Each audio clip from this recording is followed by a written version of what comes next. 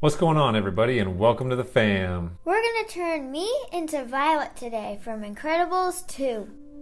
We sure are, and we're going to start with this picture that we took of you earlier today in a certain pose, and we're going to place you in this image, and the pose is very similar. That was intentional. I'm going to stick you in this image. I'm going to put your head and your hands in this image and make you look like you're wearing this costume. Now I'm going to set up the body here with the face and the hands, and I'm going to put you in charge of the force field. Okay. How's that sound? Good. All right. I'm going to be Violet for Halloween this year, too. Are you? Yeah. Who am I going to be then? Mr. Incredible. And then Karsten can be Flash, and Capri can be Jack, and then Mom can be Elastigirl. Nice. Good idea. Okay, I'm going to flip back over to this tab. Now what I'm going to do is I'm going to take your head and take your hands, and I'm going to make a selection of just those three and put them on their own layer. As you can see over here on the right, I already have 2 layers for hands and 1 layer for face. If you want to know more about cutting things out, what do they have to do? Click the link below, above. Above, yep. Click the link above, not below, above. That'll help you cut things out. So I have the hands and the face on 1 layer. What I'm going to do is I'm going to select all 3 layers. So I'm going to click the top layer, hold down Shift, and click the bottom layer. That's going to select all 3 layers. And then I'm going to grab my Move tool, which is V on your keyboard, and that will allow me to move that independently. I'm going to drag it to the tab at the top, and then I'm going to drop it on the canvas itself. That's what's going to get those in this image for me. So I'm going to drop it, and as you can see, it's a lot bigger, so I need to scale that down. So I'm going to hit Command T on my keyboard, and I'm going to drag from the corner there and hold down Shift. That'll keep it in perspective. That would be weird if the girl who actually was wearing the costume was actually watching this. Ooh, yeah, I don't know how that'd go over. It'd probably be a pretty bad deal. Anyways, so I want to keep this about the same size as the head of the girl that's already in there. So I'm going to scale that to match their head size. That sounds a little weird to say, but that's what I want to do. Go ahead and hit Enter or the OK button at the top once you get a good size. Now what you want to do is you want to move the hands to match the arms. So I'm going to select a hand here, and I'm going to drag it and match it up kind of with the wrist there. Now it's a little big, so I'm going to hit Command T and scale that down again. Remember to hold down Shift, scale it in proportion, and then place it. That's what you're wanting to do, is align the wrist. Once you get that aligned, go ahead and hit Enter or OK up at the top. And you're going to do the same thing for the second hand up here. You're going to resize it, scale it, and rotate it a little bit to match the forearm. There we go. So what I want to do is get rid of those hairlines here. That comes from the mask. When you scale a mask down, sometimes you get those little hairlines. What you want to do is just grab a brush and just paint over the edges there. So make sure you have your mask selected, and then just paint around to get rid of that hairline. You want to make sure you get rid of those hairlines, because if you print this, those will most certainly show up, and you don't want that to happen. Zoom in and click Z on your keyboard. Zoom in, Z on your keyboard. Okay, I think we're good now. Yep. What we want to do is we want to get this model on her own layer so we can make these adjustments to her. So what we're going to do is grab our magic wand tool. We can use the quick select tool, but the wand is going to be easiest because she's on a solid color background. What we want to do is click the background, and that's going to select all the white areas. We might need to come down here by the feet and grab these shadows too. Hold down Shift and click. That'll add to the selection. Now we have the white area selected. We want the girl selected, so we want to do the inverse of this. So what we want to do is hit Command Shift I on the keyboard. That'll select the model instead of the background. With the model selected, I'm going to go ahead and copy and paste her on a new layer. Command C, Command V, that will put her on a new layer, and it's just her. So now we can get rid of the hands and we can get rid of the hair that are behind Kinsley's hands and hair, basically. That's cool.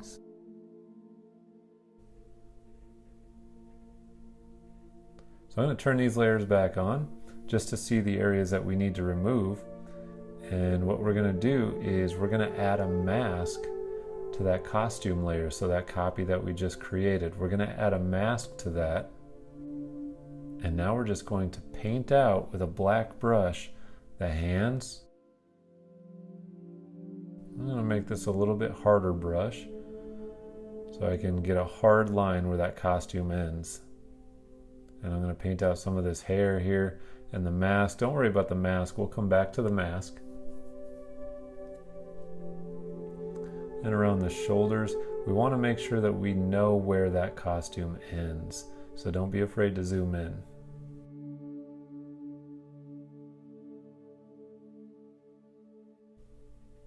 Then you can toggle the visibility on and off. As you can see, I chopped her off, so I have to move her down, but this is going to happen. So once you make the adjustments, you're going to have to toggle the visibility of those layers on and off, and then position and reposition. So I'm going to do the same thing on this hand over here. I'm actually going to take a hard brush and paint where that ends. Now you may need to touch these up, like I said, touch them up with a hard brush. You might even do some clone stamping as well. But once you turn those layers back on to visible, now you can paint out on those masks. So I'm going to select a hand here.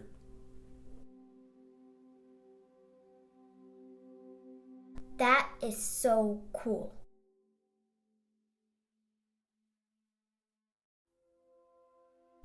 So now I'm just kind of clone stamping right behind that. Now it actually looks like her forearm is connected to her hand. So that's the effect that we're going for right there. And that was a combination of masking and clone stamping to get the desired effect. And then we're going to do the same thing to this hand over here. So we're going to reposition it, position it, and then touch it up to make it look like the hand is attached to the arm. You may need to change the opacity just so you can see through it. And then once you can see through it, you know where the sleeve ends and where the hand starts. That's kind of a little trick there.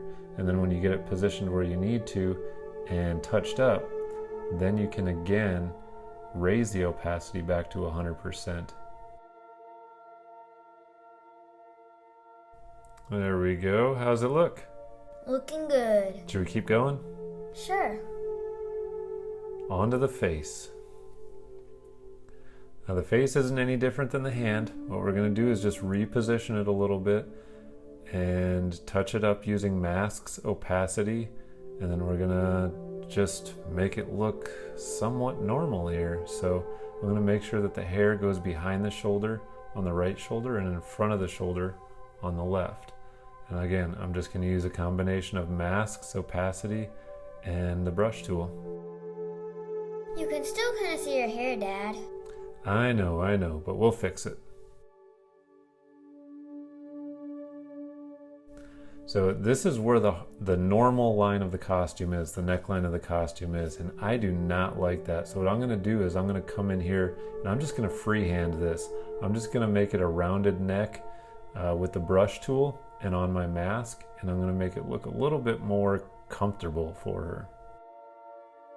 Okay, I'm going to free transform this a little bit just to make it look a little bit more in proportion. Reposition a little bit. Now let's add a background on here while we're at it. So let's select the background layer and add a new layer. Now we're going to add a foreground color and a background color because we're going to use a gradient here. So I'm going to use like a light red since this is The Incredibles, and I'm going to use a dark red for the background.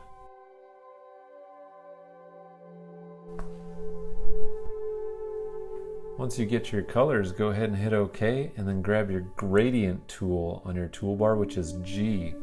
And I'm going to make sure that I have my radial gradient selected, my foreground and background swatch selected.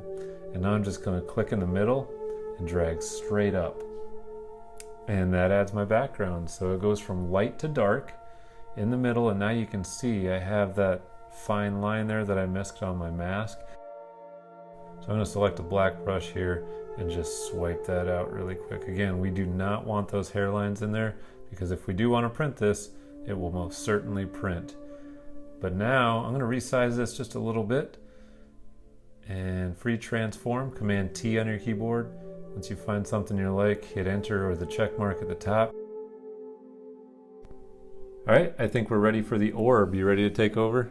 Yep. All right, here we go. So this is where you step in and I step out. Adios. So we're going to use this galaxy picture right here. If you want to use it, it's in the link below. We're going to start out with using the circle marquee tool. M or Shift and M on your keyboard. Find a part of the picture that you like, and then hold down Shift and drag a circle. That will highlight an area that we want to use for the orb. With this selection made, go up to the filter menu and click Distort. Spherize. We're going to crank the amount up to 100%. The mode will be normal, and click OK. That makes our galaxy look like a sphere. With the sphere still selected, hit Command C to copy. Now flip over to the other tab and hit Command V to paste. Bam! There's our force field. Now let's adjust it a little.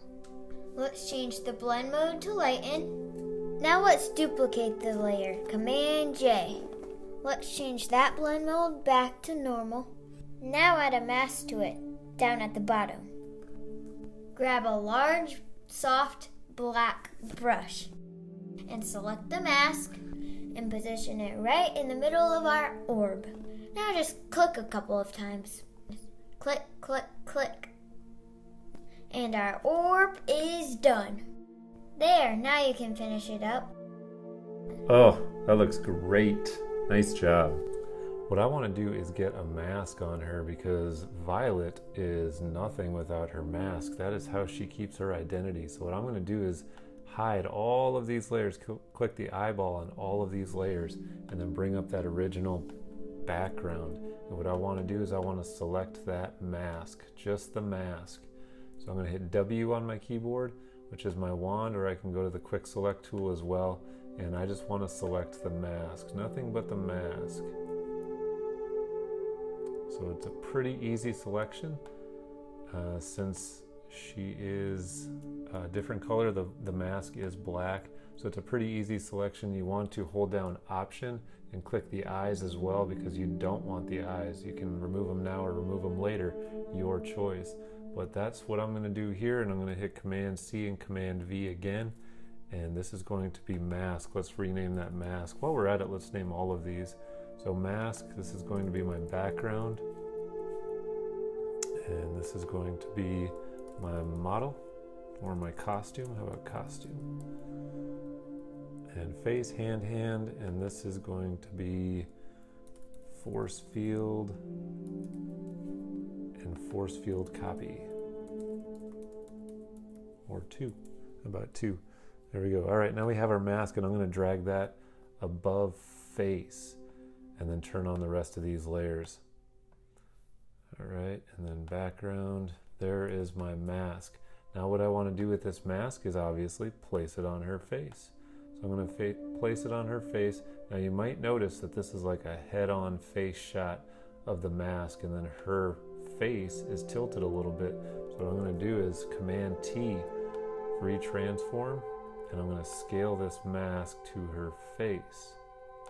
And now what you want to do here is make it look like the mask is turned a little bit. So I'm going to right click on that while it's on a free transform, and I'm going to do perspective. What I'm going to do is I'm going to grab one of these top 2 grab handles and kind of make it look like it's coming right at me. Look at that, not too bad. Let's scale it down a little more. I love it. And so I'm using a warp. I did a Command T with a warp. And now I'm just contouring this to her face. That's cool. Hit OK or enter when you find something you like. And now you can always erase this with the eraser tool. Come in here and touch things up a little bit with the eraser tool to make these lines a little bit nicer.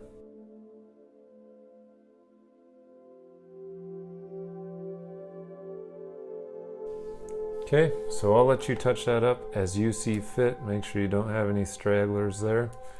And what I'm going to do once I get that mask is I want to make it look like it's actually on her. So I'm going to double click that mask layer to pull up my layer styles. And then I'm going to click drop shadow, which is down here at the bottom. And that's just going to be a real subtle, real tiny little shadow if you, something that you wouldn't even know is actually there.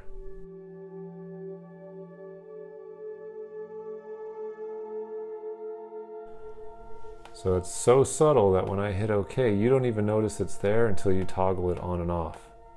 That's the best shadow that you can get, is one that you don't really know is actually there.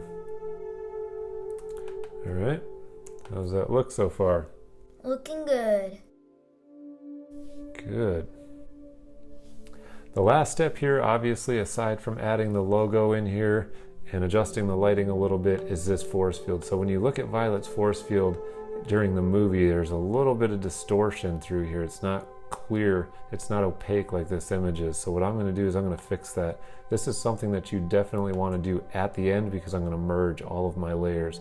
So I'm going to merge all of my layers here. I'm going to select all of them, and before merging them, I guess I'm going to duplicate them, Command J, and then with everything still selected, I'm going to right click and do merge layers, not merge visible, merge layers.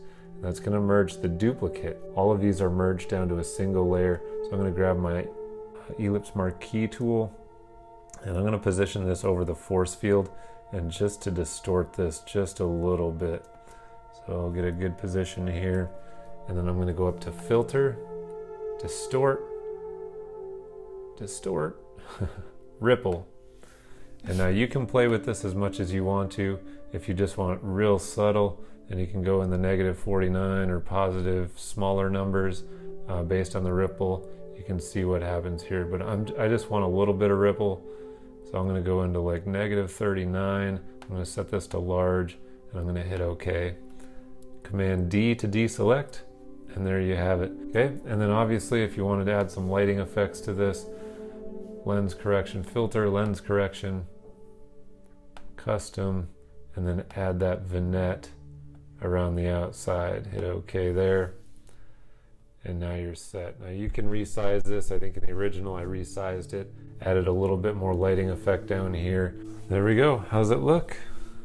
That is so cool. Awesome. I can't wait to be Violet at Halloween. Hope you like it. If you want to post what you guys did, share it down below. Hey guys, thanks for watching. Don't forget to hit that like button down below and smash that subscribe button to be part of our design fam. See you next time. Bye!